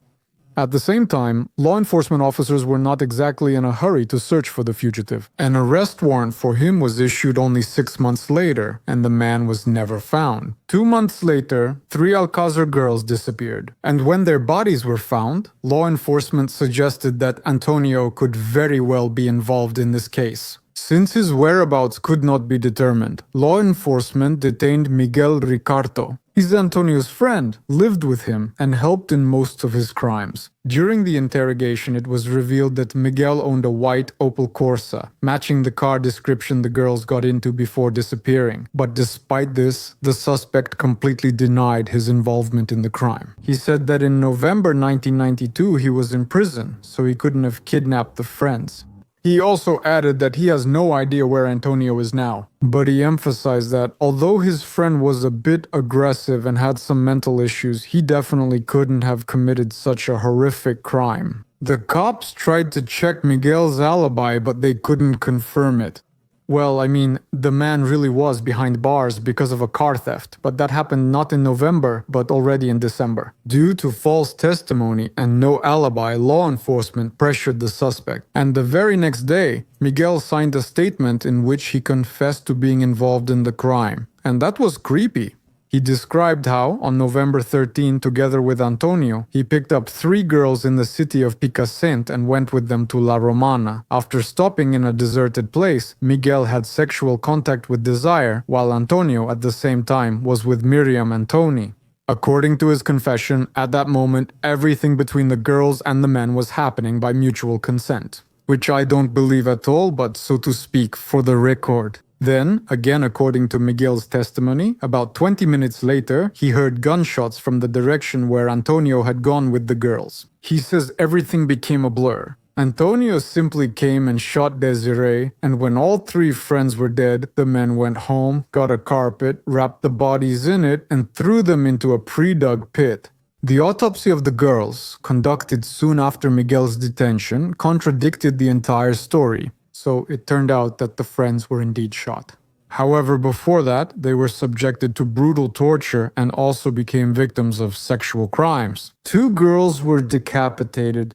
Desire had a missing nipple and stab wounds were found on her torso. Miriam was severely beaten before her death. This was shown by her missing teeth and her right hand being detached from her body. And by the way, the police never managed to find it. In other words, Miguel's story that Antonio just suddenly shot the girls didn't match reality at all. They were deliberately tortured. Later on, the man would change his testimony more than once. He would tell a new story literally every time the police found additional evidence in the case. Later, Miguel would deny everything and make a statement saying that all his confessions were obtained through torture and abuse. Of course, by the police. While Miguel was behind bars, the police continued searching for Antonio. Quite actively, too. Reports occasionally came in from various parts of the city that he was seen here and there. Law enforcement responded to every call, but the criminal always seemed to be one step ahead. Or the testimonies were false. On February 5th, 1993, the cops had to admit that they had completely lost track of Antonio Engels. Around then, acquaintances and relatives said Antonio was gay. Because of this, the police made a statement saying that the murder of the girls from Alcàsser was not committed on sexual grounds, but out of hatred towards women. In light of this information, Miguel Ricard made a new confession. This time he said that the girls were really kidnapped because Antonio hated women. Several months before the kidnapping, Antonio repeatedly told Miguel about his desire to kill some young girls. On November 13, the men chose to turn this fantasy into reality together. They took a pistol with them and went to Picassent, where they met 3 friends. Again, according to Miguel, when they took them to La Romana, Antonio beat and raped the girls several times, and then, at gunpoint, he forced Miguel to do the same. When Antonio got tired, he continued the abuse, this time using his finger. After a while, the criminals got hungry, so they went to a bar, leaving the tied up but still alive girls in a deserted place. Later, they returned and continued the abuse. After that, they shot the girls and buried their bodies in a pit. This was far from the last version that Miguel voiced. For example, when he learned police believed his accomplice Antonio was dead, he fully denied involvement in the murders. In general, the investigators concluded that Antonio was dead after the crew of a cargo ship heading to Dublin reported that an unknown man had been found on board. When spotted, he jumped overboard. According to the description, he really did look like Antonio, and Interpol later reported that they found the man's fingerprints on board, so most likely it was him. But journalists conducted an investigation and announced that these were not fingerprints but palm prints, which cannot be used to identify a person. Although this case was confusing and full of inaccuracies, the police believe that Antonio most likely died somewhere off the coast of Ireland. Officially, he is still not considered dead, and the man has never been found to this day. He still remains one of the most wanted criminals by Interpol. Ever. Anyway, after Miguel heard about the possible death of his accomplice, he tried to put all the blame on him, Antonio, and also 2 other men who were allegedly with them in the car that night. In this, his third confession, Miguel claimed that on the night of the abduction he was under the influence of drugs, but he did not take part in the torture or violence. According to him, the other men abused the girls and killed them, then forced Miguel to help cover up the crime. That's all. Following the confession, forensic experts performed another autopsy. During the first procedure, the pathologist revealed this.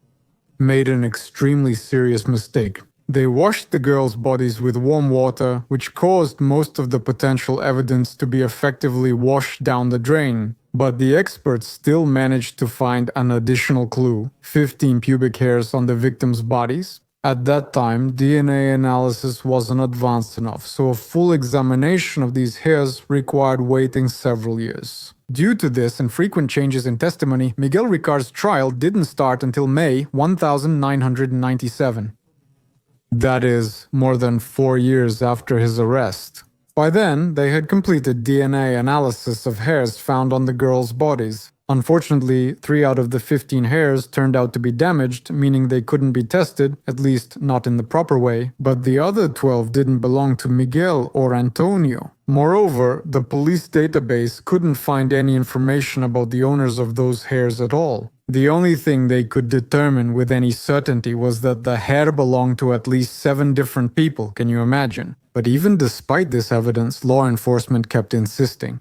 The killers are Miguel and Antonio, and they didn't consider any other versions. This did not please Fernando Garcia, the father of the late Miriam. As I said at the beginning, after his daughter disappeared, he quit his job and devoted all his time to the case of the girl's murder. On the eve of Miguel's trial, Fernando asked to postpone the case and conduct additional tests. Well, the man had no doubt Miguel and Antonio are the killers. He was also convinced the criminals didn't act alone.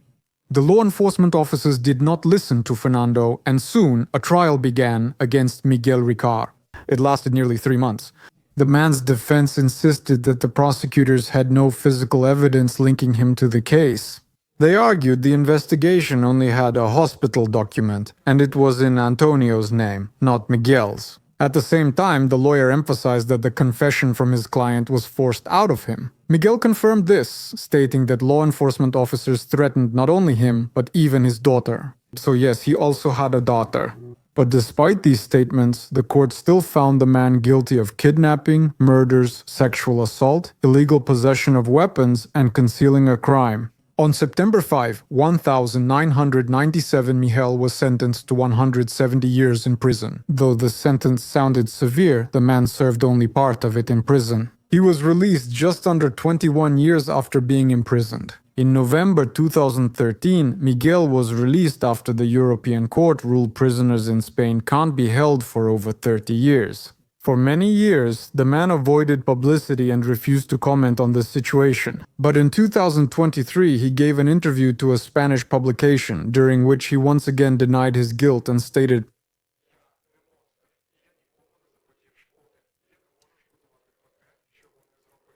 despite such statements, the investigation still considers Miguel Ricard and Antonio Ingles to be responsible for this horrific crime. The main question that still remains unanswered is whether the men acted alone, since the evidence found on the victims' bodies suggests that other people may also be involved in the case. One way or another, despite the fact that there are still many gaps in the case, the abduction and murder of Tony, Desire, and Miriam is technically considered solved. One perpetrator has been punished, the other reportedly vanished without a trace. But again, there are rumors that Antonio might still be alive somewhere, living a full life. After all, his body was never found.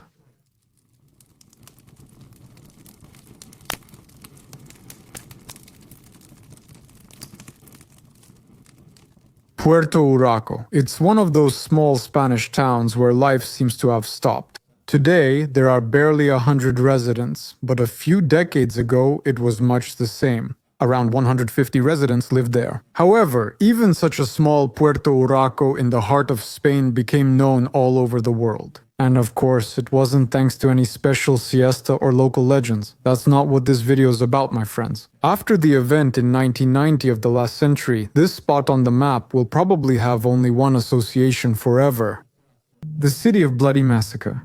It was then, right in the center of Puerto Urraco, that two brothers shot and killed 9 people at close range. 6 others were seriously wounded. All this happened due to revenge and an old family feud. A hatred that arose from a land dispute, rejected love, and a deadly fire. Well, to understand what it's all about, we need to start figuring everything out long before the bloody finale. So, different sources name quite different events as the starting point. If we use journalistic publications with interview excerpts from Spanish media as the main source, the problems began much earlier than a few decades ago. The problem was a dispute over land plots, and it started more than a century ago. The Yerdo family largely controlled Puerto Urraco then, but the town needed new people and fresh labor. So, when the Cabanillas family arrived in town from Cuba, it seemed like everything would get better, and it did. Of course, that was true only up to a certain point. The thing is, people from Quierdo believed that the land in the town belonged only to them, and they set their own rules there. But the Cabanillas had a different opinion. They decided to challenge the dominant position of those from Quierdo. It's not entirely clear why the Cabanillas took such a step. Maybe it was for some historical reasons. For example, distant relatives who once lived in Puerto Urraco, allowing them to claim the land. Or maybe the Cabanillas were simply outraged that the rules in the whole town were dictated solely and exclusively by Quierdo. Whatever the case, because of this, these land disputes never stopped at all. The first and literally physical blow to the back dates back to 1929. Back then, there was a fight and a knife attack. The reason was a romantic relationship between a woman from the Cabanillas family and a man from the Quierdos family. The members of both families, didn't like that kind of relationship, and they expressed their dissatisfaction through force. A few decades later, history repeated itself. However, this time it led to death. The same motive caused the first murder in 1967. Amadeo Cabanillas and Luciana Quierdo began dating this year. Young love grew into a serious relationship. It was so serious that the two nearby families started to discuss a wedding date. It would have been a big event for such a tiny town. However, at the beginning of 1967, something happened that ruined all the plans. Amadeo entered his neighbor's land, that is, the Quierdo family, without permission. It's unknown why he did it, but the Quierdo family interpreted this act as a personal insult. The dissatisfaction led to a fight between Amadeo and Geronimo Quirdo, Lusanin's older brother. Due to the argument, Amadeo ended the marriage and cancelled the wedding. Luciana spent days and nights in her room feeling devastated and humiliated. Geronimo finally decided he couldn't let anyone insult his sister or dishonor his family any longer, so he decided to take on the role of an avenger. On January 22, 67, Geronimo Quirdo stabbed Amadeo Cabanillas to death. The killer was arrested and thrown in jail for 14 years. After that incident, the town was silent for years. But after 17 years, a new tragedy occurred. On October 18, 1984, in the house in Puerto, Urraco, where Isabel Is Gallardo lived, the mother, let's say, of the Is Gallardo clan, a huge fire broke out. The woman couldn't escape the flames. Eyewitnesses of the event, recalling that day, say that she turned to ashes right before her children's eyes. The neighbors who supported a certain clan in this story also commented to journalists. Isabel Yas Gallardo's children were more concerned about saving as many valuables as possible from the burning house. Definitely not about how to pull their own mother out of the fire. Quote, They saved the television, refrigerator, and furniture from the flames while their mother was trapped in one of the rooms. The tragic death of Isabel eventually provoked a new wave of hatred, and even madness, I would say. Although the police investigation found no one guilty and ruled the fire an accident, no one could convince Quirdo that the Cabanillas family was not behind the tragedy. Members of the Quirdo clan did everything to fuel the idea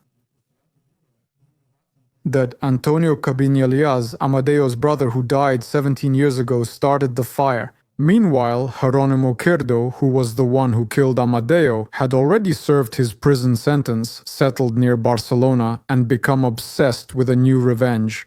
This time for his mother, not his sister. In 1986, he set out with a knife to find Antonio Cabanillas and carry out his plan. The man wanted to stab him just like he did Amadeo, however, this time the plan failed. Geronimo seriously wounded Antonio, but the victim survived. The attacker himself was caught red-handed. This happened on August 8, 1986, but this time he avoided prison. The court medical exam found the offender needed psychiatric hospitalization. His obsession with revenge didn't seem healthy from a medical point of view. One way or another, in just 9 days, Geronimo Quirdo He died in the psychiatric ward of a medical facility. However, the cause of his death was not disclosed. When the news about this became the #1 story in the town, Quirdo's family left its borders. Some say other residents forced them, while others claim they left by choice. However, Quirdo's family settled just 10 kilometers from home,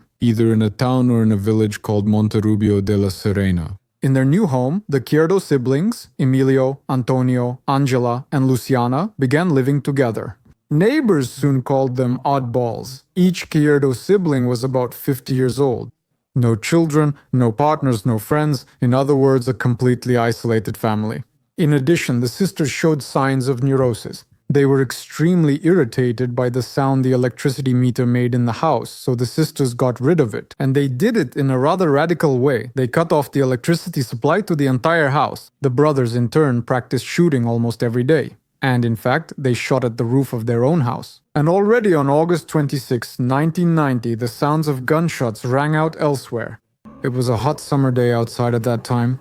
But the brothers from Quirdo, Emilio, and Antonio wore plaid shirts, long pants, and boots. Their outfits were similar to what hunters wore when going hunting in those years. In fact, that's what the men told their sisters when they left the house. They said they were going bird hunting. They left Monterrubio de la Serena in a pickup truck. Each of them was armed with a Franchi 12-gauge shotgun. Each wore 300 rounds in special chest belts. The brothers' car stopped in the center of Puerto Urraco, their, so to speak, small homeland. Neither the bar patrons nor the sidewalk residents paid any attention to this.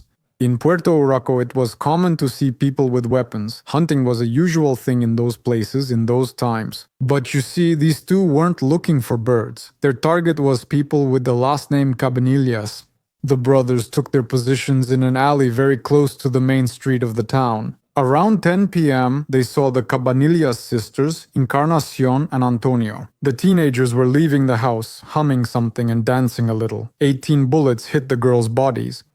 Covered in blood, they fell dead instantly.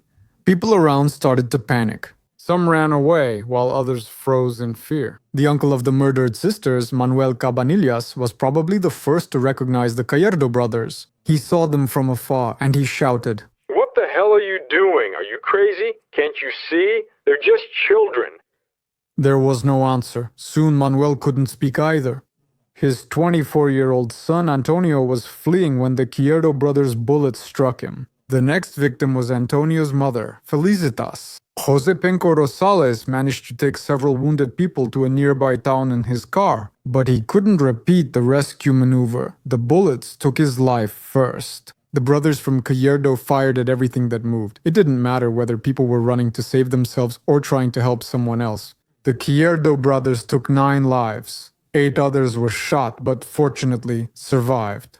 The smell of gunpowder still hung in the air when the civil guard finally arrived in the town. The first 2 officers were shot by the Gallardo brothers before they could exit their car. By the way, the work of the civil guard officers was heavily criticized after this special operation. Spanish journalist and author Juan Madrid stated the following.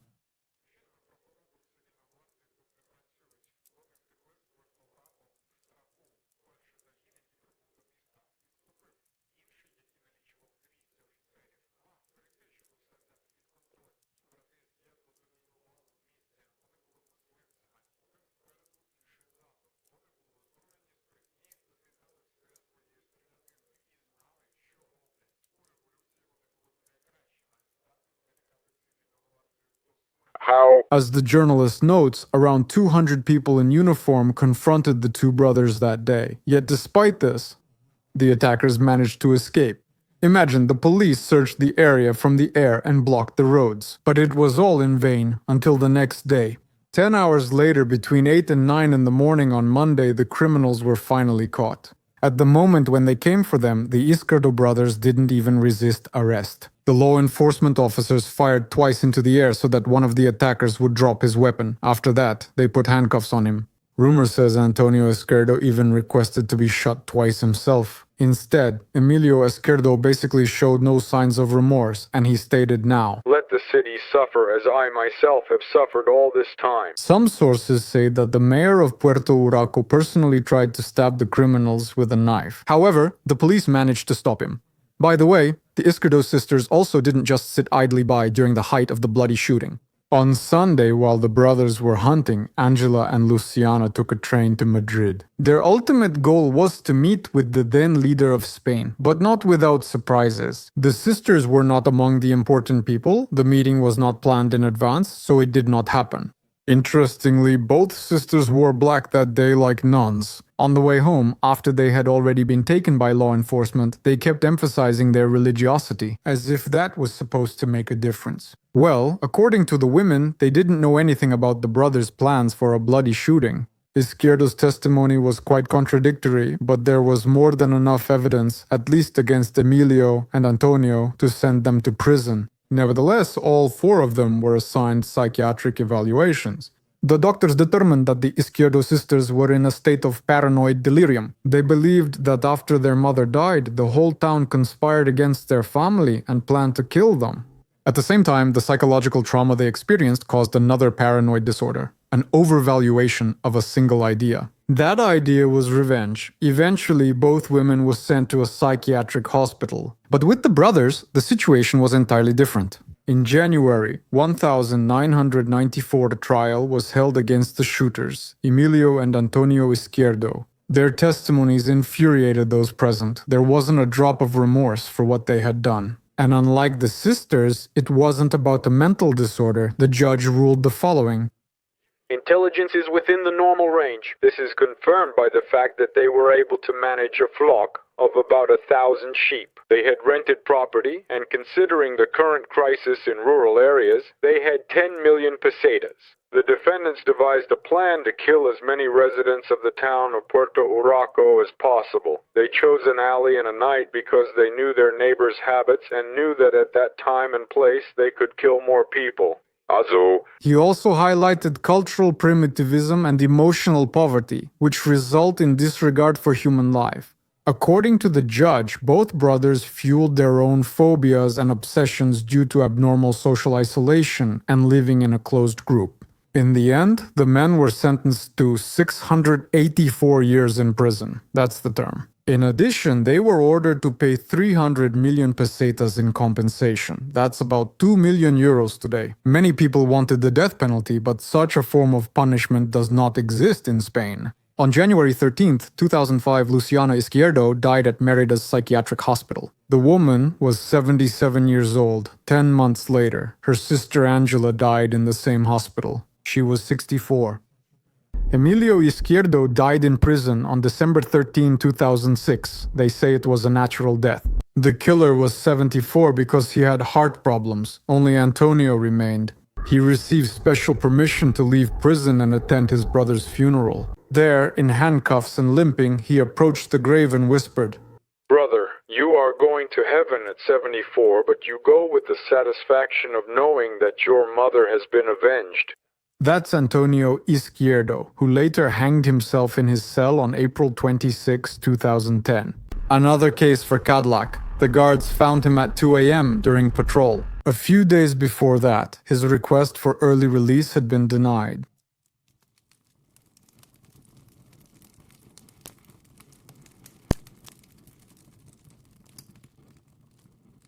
First, he strangled them. Then he wrapped the bodies in towels. Then he packed the two corpses into garbage bags. After that, he put them in sports bags, which he eventually threw into the trunk of his white Audi A3. The actions of this man sparked protests, and not only in Spain where it all happened. Outrage swept the world, and many events occurred both before and after. But the most important thing to know at this stage, in order to understand why everything is so serious, can be briefly described as follows. This story is about a father and what he did to his daughters. So, the tragedy happened in Santa Cruz de Tenerife. The man in question is Tomás Jimeno. He was named after his father, sharing the same name. And overall, Tomás Jr. was similar to Tomás Sr. in many ways, in appearance, habits, and goals. He spent his life working in his father's business. And just like Jimeno Sr., he was a fan of fast cars. He got so into it that for a while he even took part in rally car races. But despite all the similarities, there is something that makes these two strikingly different. You see, Tomás Jimeno Sr. gave his son a chance to live, while Jimeno Jr. actually deprived his own children of that chance. Of course, Beatriz Zimmerman, when she first met Tomás Jr., couldn't have imagined even in her worst nightmares what he would turn her life into. It was probably the opposite, rosy dreams and wild plans for a happy future. Tomás and Beatriz met when they were still teenagers. They started dating very quickly. Overall, it's quite a classic story. The man was captivated by her beauty, and she was drawn to his confidence and determination. However, over time, these traits gradually shifted from positive to increasingly negative. For example, Tomás loved to joke and was always quick with a comeback, but if someone joked about him, he always had to respond. And he would respond so sharply that no one would ever dare make that mistake of joking about him again. Never. Or here's another example with his fast driving. One of Thomas's acquaintances, who spoke to the media anonymously, described this habit of the now grown-up and confident Tomás. He drove skillfully at speeds of 260 to 300 kilometers per hour. He wouldn't stop until the person who was with him said, "Oh God, that's enough, please." Well, something like that. But despite everything, Beatrice was truly in love with Tomás, so she just ignored the warning signs, even though there were actually quite a few of them. The young couple eventually got married and brought two beautiful girls into this world. Olivia and Anna, that's what they named them. However, neither their unofficial marriage nor their children could save the couple from divorce. Well, that happens. Beatrice was the one who initiated it. It's hard to say what exactly was the last straw, since there were actually quite a few, once again. The internet has probably gathered every possible version, and it's hard to tell which one is actually true. What is definitely known is that Jimeno controlled his ex-wife, and later, believe it or not, he even hired private detectives to follow her. In the end, it's probably for the best that the marriage ended during the pandemic. In 2020, Beatrice simply left Tomás and started a new life. In particular, she started a relationship with another partner, a 60-year-old man of Belgian origin. She also moved to her family's old house in Radasul, a few kilometers from Santa Cruz to Tenerife. Beatrice's neighbor told journalists that the last time she saw the woman before the tragedy, Beatrice looked, well, truly happy. Quote, "She was full of hope and told me that she was very happy to return here." In short, it seemed that Beatrice would rather not even mention her ex's existence, but it didn't work out. Still, Thomas didn't seem ready to forget Beatrice, even with a new partner. After the divorce, he sent his ex-wife offensive messages, criticizing her for rebuilding her life and being in a relationship with a man so much older than her. Beatrice couldn't completely cut off contact with Thomas, no matter what. After the divorce, the court established joint custody of the children, meaning she was obliged to let the father see them. It was scheduled for April 27, 2021. However, this time Thomas planned not so much to see the children as to hurt Beatrice. He arranged to pick up Anna at 5 o'clock post-meridium and was supposed to pick up Olivia later. At that time, the girl was at a German camp. Preparing to carry out his terrifying plan, Kai Menu decided to take care of a few things in advance. He carefully covered his recently purchased Alfa Romeo car with a cover. Later, he left 2 sets of keys at his parents' house. He also left 2 bank cards and their personal identification number codes there. Thomas prepared gifts for his friends, like money or valuables, along with a promise in the style of "I will be better." Thomas's partner, the director of the training center where, by the way, his eldest daughter Olivia studied, also received a kind of gift. He gave the woman a pencil case wrapped in tape and ordered her not to open it until 11 o'clock p.m. Inside the pencil case were 6,200 euros in cash and a farewell letter.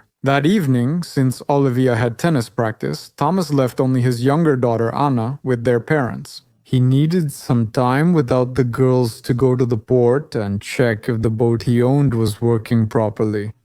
Well, it was in good condition.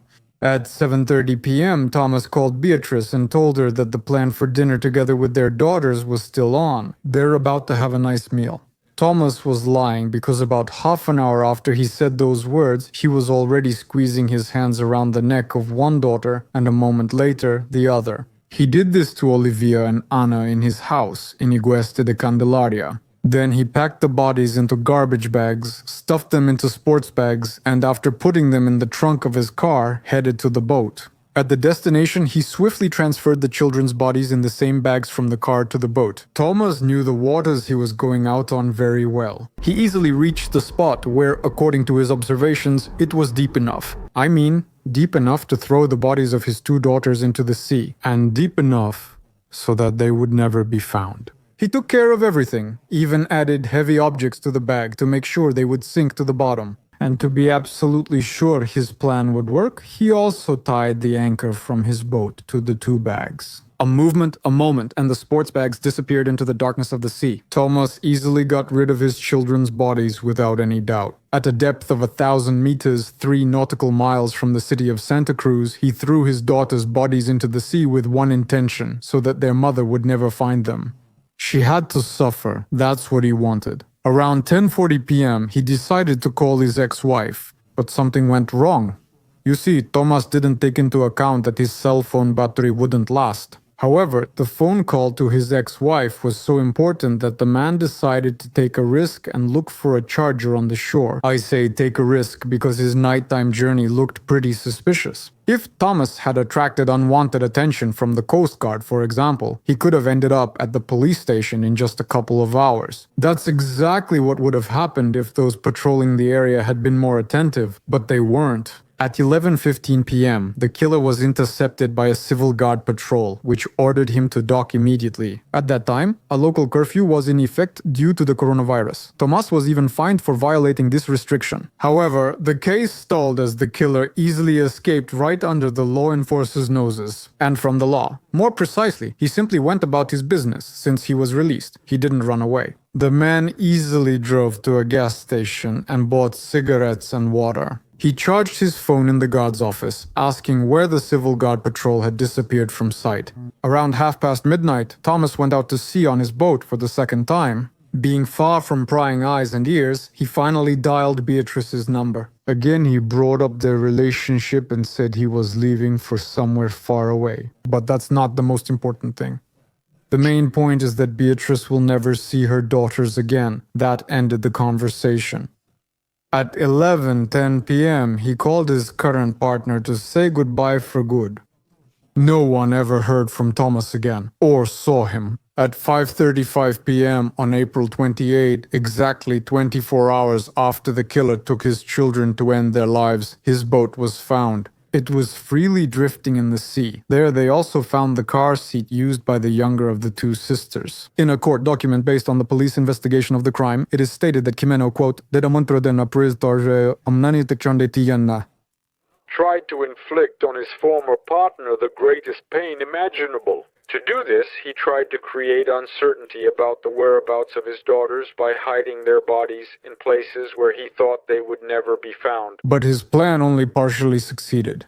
After 44 days of uncertainty, in June, Olivia, the elder daughter, was found at a depth of 1,000 meters. This was possible thanks to the search efforts carried out by the oceanographic vessel Angels Alvarino. Next to the bag with Olivia's body, there was another one, but it was empty. Little Anna has not been found to this day. The search team was forced to stop the operation due to the nature of the sea floor. The current tools and safety regulations do not allow further work there. At the moment, Thomas and Anna are officially considered missing. Although the investigation did not find the body of Thomas Kimeno, all the collected evidence, including phone call records, the found boat, the anchor, and the bag with Olivia's body, point to him as the main culprit of the tragedy. Officially, the man remains missing, and the case is classified as a deliberate murder committed by the children's father. However, law enforcement officials assume that after the crime, Kimeno took his own life somewhere at sea, so most likely he is also dead. But if the killer is found alive in the next couple of decades, he will stand trial because the statute of limitations for this crime is 20 years. Beatrice Zimmerman, mother of the two girls, called this the most horrific act possible. The murder of one's own innocent children. Here is an excerpt from her words in an open letter to the public when They told me this news, my world was shattered, and as hard as it is, at least now I can mourn the loss. My soul aches that I couldn't save their lives. It's a pity I wasn't there at that moment, holding their hands so we could die together. But that couldn't happen, because Thomas wanted me to suffer all my life, endlessly searching for them. After the case became public, thousands of people in Spain, Germany, America, and other countries protested against gender-based violence. Right in the center of Santa Cruz de Tenerife, a young protester held a sign that said, "Stop killing us." The fact is that the problem of gender-based violence remains a serious issue in the world. For example, according to the Spanish government, since 2013, 39 minors have been killed in the country either by their father or by the partner or ex-partner of their mother. According to statistics from the Spanish government, in 2021 alone, 19 women were killed in Spain due to gender-based violence. In Ukraine, by the way, according to the United Nations, up to 2022, 26% of women aged 18 to 74 have experienced sexual or physical violence at least once. Official statistics show a notable rise in police reports of domestic violence. In 2022, their number neared 250,000, 40% higher than in Ukraine. In the previous year,